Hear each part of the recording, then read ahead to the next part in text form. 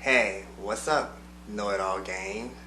It's your boy, Bo Know Everything, and I'm coming to you live. Well, not actually live, but pre-recorded from Mi Casa here in Pleasantville, where in the background it doesn't really seem so pleasant because my female blue pit Remy is barking because she hears a neighbor's car or something. I think she's like in the beginning stages of pregnancy. My husband breeded her and she's like really cranky. So I just ended the other video, but I'm not going to end this video if you hear barking or whatever, guys. Because like I say, I'm not into the editing thing yet. And this is just how it is. Because if I was live, that's just how it would be. I wouldn't go back and re-edit and repost and all that stuff. So, but I am going to get an edit because I want those thumbnails, I want those graphics, I want all of that. Yeah, I really do. But we're going to get there. We're at 7 now. Hi Caitlin, our 7th, forgive me guys, our 7th family member here at the Know-It-All platform, you know, because we know it all. We know everything about our lives, we know everything about our experiences, and just so happens other people went through some of the things that we know at all, but only they're our lives and our experiences. So are they going through it, so we can kind of help them. So that's why we're here. But enough of all that. That's a whole nother video. While I'm here today, I'm here because, you know, this is a storytelling, you know, vlog about, you know, karma and as how it relates to my life. But you know, I kind of been watching Flame Monroe. Oh, my hat's off. Like, this is a lovely woman, you know, of comedy, of, you know, entertainment, of just content. Like, she's all around really wonderful. Like, I give my hats off to her. You know, so it wasn't clickbait or anything. You know, she felt free enough to share her story, so I seen how it kind of related to me, like in a business aspect. So why not, like, you know, complete in my story. So hey, Monique, I never had the chance to meet her, but she's another phenomenal cisgendered, you know, real woman. My hat's off to her. You know, regarding whatever. So I'm not biased on this statement whatsoever. Like, you know, I don't lean any one way. New camera, yeah. But I don't lean any one way, guys. I don't. Even though, you know, I like Flame Monroe a little bit more than I like Monique. But, you know, Monique is a legend. Oh, she's almost a legend in her, you know, genre or whatever. She's been doing it for a while. You know, she was considered one of the queens of comedies at one point. She probably still is. You know, I don't really follow her like that, you know. But, you know, she's did what she had to do. Like, she made a statement. So, like, I'm with her. But, back to, you know, the moral of the storytelling. It's karma. And, you know, Flame Monroe was, you know, she's big. If you don't know her, guys, Flame Monroe, Google her. She's big enough that if you Google her, you'll find some stuff out. Because you know, I love her, but that's not what the, you know, this storytelling time is. You know, if I get the chance to meet her, talk to her, you know, that'd be that. Hopefully that would grow my family so much. But, you know, also I think she's a really normal, you know, unique person. And I don't know how to check it yet, but I think she actually is part of the family. So, hey, my email and everything is in, you know, the bio amongst this little platform that's growing. So, you know, make it do what it do. But, Flame Monroe, you know, was telling her story about, you know, just her experiences. Basically what my new podcast is about, the urban experiences. I want all you guys to check it out. Tell all your friends because it's going to be really unique. Me and my maternal first cousin, Sean, would be, you know, hosting. We'll bring special guests. My husband, very smart man. You'll meet him, but very smart man. You know, other people, just, it's going to be great. So look out for that. It's going to come, you know, before the end of the year. It really is. So we're working on the final touches. So basically, Flame Monroe was talking about her experiences, you know, just throughout her life. So this was 1999. This was experience with her. She know this guy, John Mans or someone. We'll just say John. She knows John. And John was working in one city, and he was moving to another city because he was offered, you know, to be on the radio. And, you know, it was this new thing, kind of like the Breakfast Club, you know, I guess. And it was 2 more other people, you know, that could have come. And one was, you know, John, and the other one was going to be Flame Monroe. And the third person, you know, she's in the title, Monique. But somehow Monique, you know, went back, was like, oh no, I don't agree with, you know, her lifestyle, whatever, and I can't do it. So, you know how corporate America is. We already know, guys. It's not, you know, it's not uncommon to us. So, you know, Flame Monroe was out. And that was 1999. That was a $100,000 deal. You know, Flame Monroe didn't have any kids. And she has 3 kids now.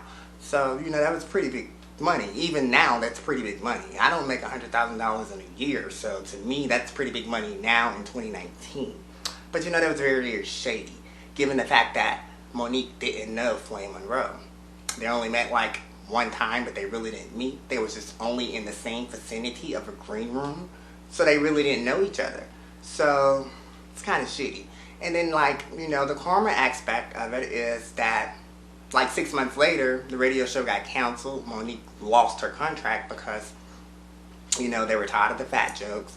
And, you know, so it didn't go on for her. But karma just don't stop right there because, you know, that was really, really kind of, you know, shabby. Then you never really apologize for, like, then, you know, the whole big thing with, you know, Netflix and now.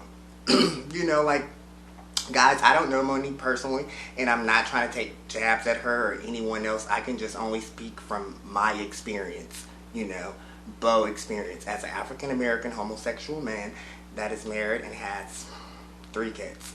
You know, I can only speak for me. So, you know, and T.S. Madison, shout out, you know, I get that from her, just being able to speak in my lane. But just for me, like, if you do something that big and to that extent to stopping somebody check at $100,000 and $100,000 contract and you don't know them, that means that says a lot about your character to me. And that means you're doing other kind of devious and, you know, sneaky things just to make yourself look big or win. And, you know, when you're doing stuff like that, it catches up with you. And it may not seem like it's catching up with you then, but over time, it does. It does. So, you know, if you ever see this, you know, Monique, not taking jabs at you, I love you, my hats go off to you. I think you are a beautiful, you know, African-American black queen. You know, you really, really are.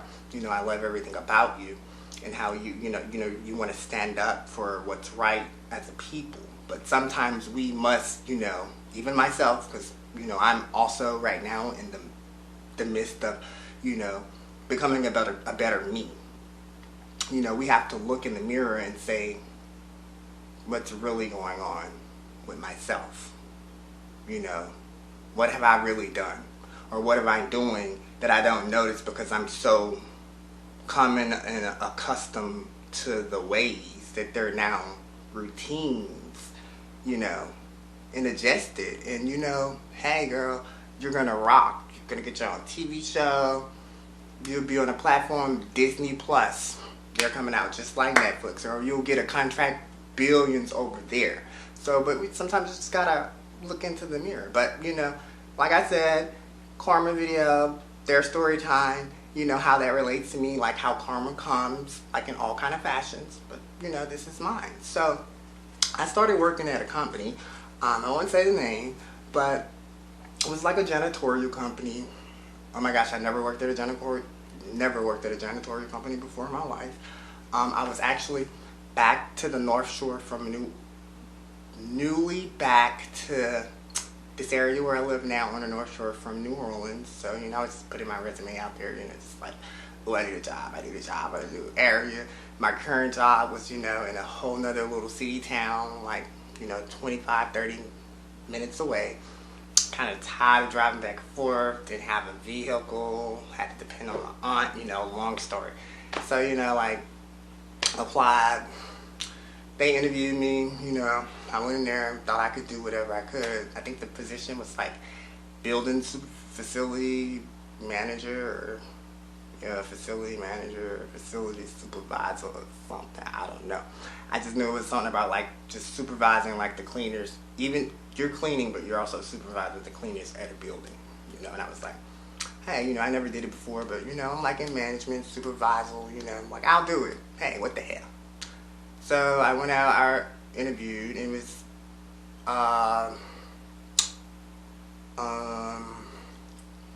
who interviewed me? I think it was Josh, because I say their names. Oh, what the hell? It was Josh. Josh interviewed me, I think. Yeah, Josh. He was like the president of, sales of the company. Because a little rundown on the company, because it's my storytelling, like I can get into details. I really didn't want to get into details about Flame Monroe, even though I love her, and about Monique, even though I love her. But, that's karma. How she ditched, that, and how it came back on them. And, that's karma at the celebrity level. But in our lives, karma things happen, and I'm not a celebrity. I don't want to be a celebrity, I want to be kind of relevant in these YouTube streets within my family, so eventually I could move this platform on a tour, meet you guys, take some pictures, whatever to do. But backstory on the company. So the company was kind of organized by like owners were like two men, kind of sorta. Because like they had a vision, because they had worked for a previous janitorial company and new contacts, and one knew like the sales aspects, which was the one who interviewed me, Josh, and then the other one, Eric, he knew like the whole operational aspect, because they both had worked at the same company. Actually, Josh worked under Eric at the company and had been there for a while. So like they knew this rich person who was the son of this even richer person in the area, because Josh, I went to school with him, and he went to school with him, and I guess he was like, hey bro, your daddy making moves, you got money, let him invest in a janitorial company. I know somebody, I don't know operations, but I got my old boss, he does. I'll be the forefront of sales and we can win. Somehow it happened, and it was like February, like when I made the cut, which so weirdly, which is kind of like a whole nother story, but since I'm here I touch on it. I wasn't supposed to make the cut. I really didn't get hired, it was someone else, but the other person didn't show up, so they ended up calling me in, and then somehow like we were riding somewhere, and I don't know how I really found out, but I found out, and I was like, But I called him out on it though, because I'm Bo, and I know everything. I was like, so hey, you guys, I didn't even know I wasn't even supposed to be hired. And I was in the back seat, and one owner was driving, and the other owner was, on the passenger side, and I was in the back seat, and one of my coworkers, another, manager / facility supervisor, was on the other side of me. And I just said it because it was like eating at my soul that, like I really don't care that I wasn't the first round draft pick for the position, but I was like second bait, like nobody else, was good enough to get, so you got me. Even though like my resume don't have like any janitorial shit on it, to be real. And I was like walking into a whole new world, and I didn't know it, but I really was. But I learned a lot. It was fun, I met some cool people who I'm really not even in contact with right now, but I met some cool people. It was good. I got to help a lot of people, make money, pay some bills, I got to promote the employment throughout different communities. I look at it like that. I was giving back.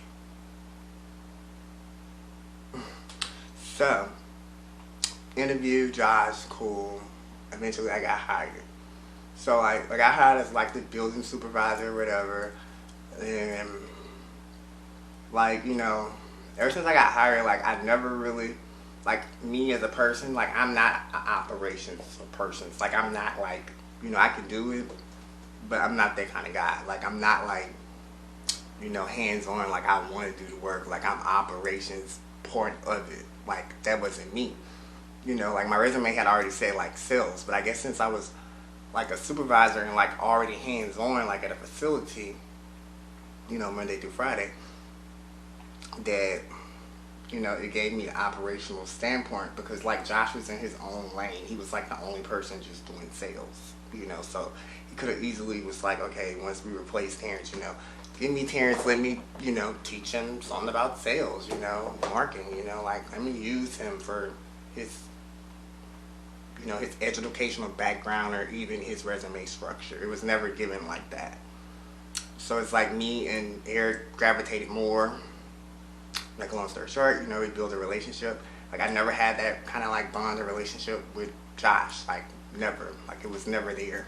Like we communicated, but it was never like, that's us. Like never.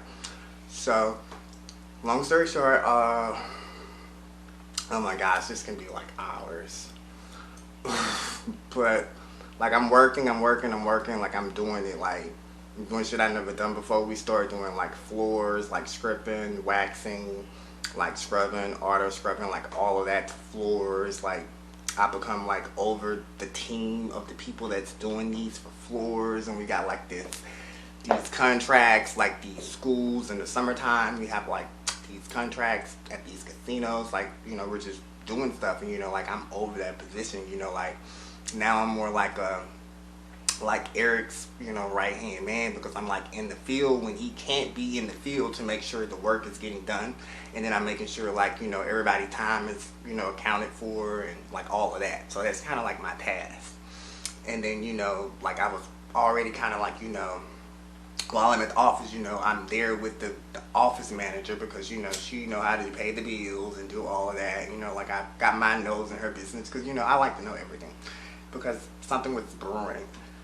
So she was fed up and she was like, I'm about to quit. And that's the office manager. But, you know, I was close with her. So she was willing to train me everything I need to know about how to make the business run as, you know, a business manager, office manager, like paying the bills, paying the credit card bills, depositing the checks, like everything, like, you know, approving time, doing this, doing that, doing that, doing that, doing this.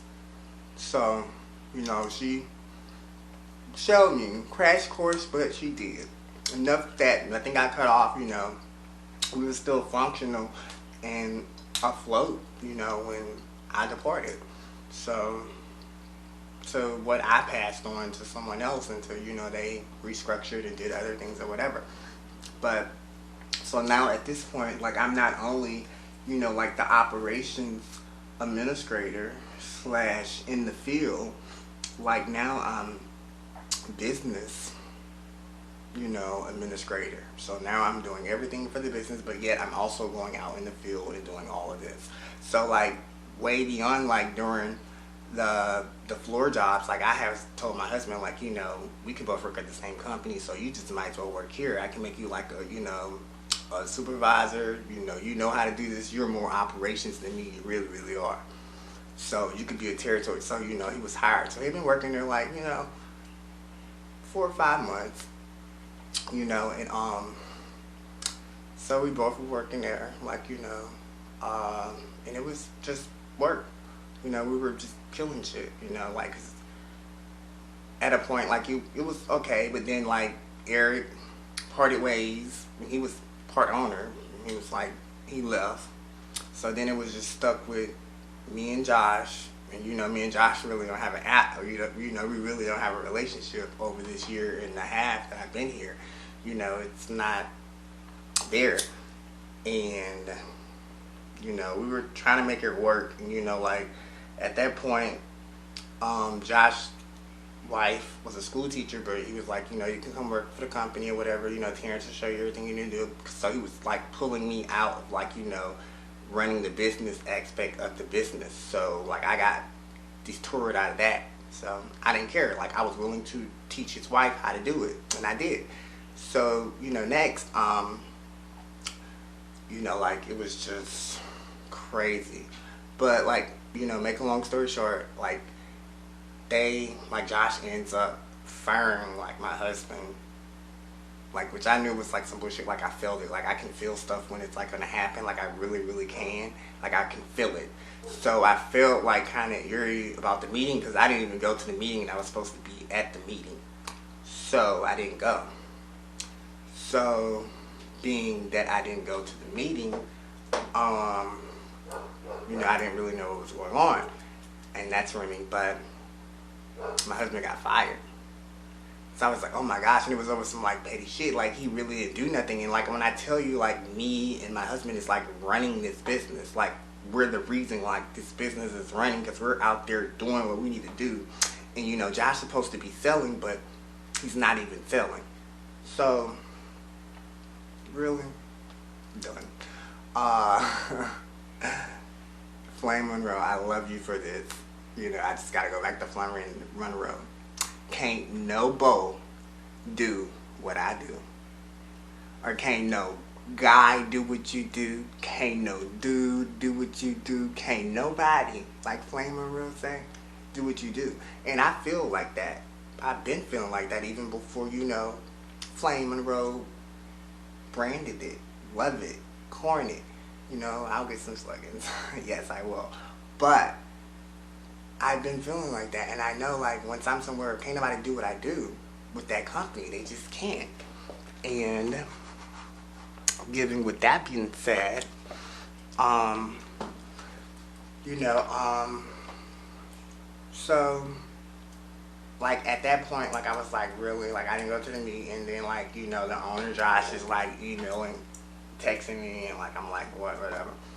So because I kind of already knew what was gonna happen, and I didn't even know why. I just felt like it was just in the atmosphere that it was just so like just I wasn't feeling appreciated or anything. So I just kind of knew like it was gonna slowly be dealt. But like how he communicated through me through text, he was like because it was I didn't call him or talk to him or anything for like a week, and he was like, well, you was never fired, I never fired you, but since I haven't talked to you in so long, you know, I'm going to consider it job abandonment, you know, or whatever. If you have anything for the job, please return it. We did right by you and gave you your last check and stuff like that. And I'm like, screw you, buddy. Like, you fired my husband. That's like firing me. And my husband was helping me do all of this. Like, now that he's gone, you think I'm going to do everything that he was doing? And to be fair, I was getting him to do a lot of things that I didn't want to do because he was more operations, and I made him one of my supervisors, one of my top supervisors for the field. Because I was operations manager and I was business administrator. So, you know, truth be told. So you really fired me. So, you know, it's cool. I quit. You know, even though I have deals or whatever, you know, I quit. I found something better, didn't stay there long. Found something else, didn't stay there long. You know, I was able to perform and pay my bills. I didn't go under. I didn't go under. And after that, hold on guys.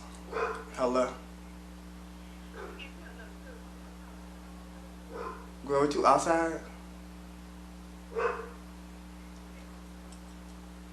Oh, girl, really? Let me call you right back, girl. I'm making a YouTube video.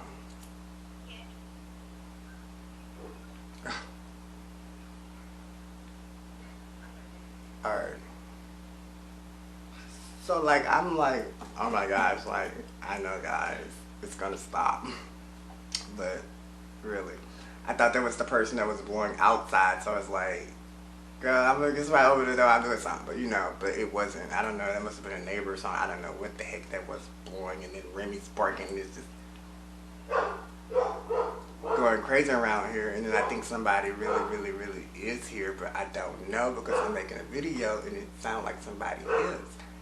Maybe we'll hear the doorbell shortly. But guys, I'm so tired of making this video. I'm gonna try to rush through it.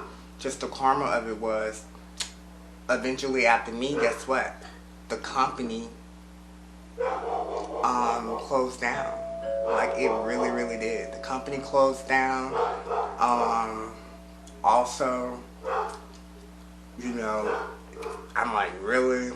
Like, I really was doing what I had to do, and can't no bitch do what I do. So guys, I have people at the front door. My dog is totally barking. So I'm going to tell you to like this video, comment, subscribe, and I will see you later. Peace.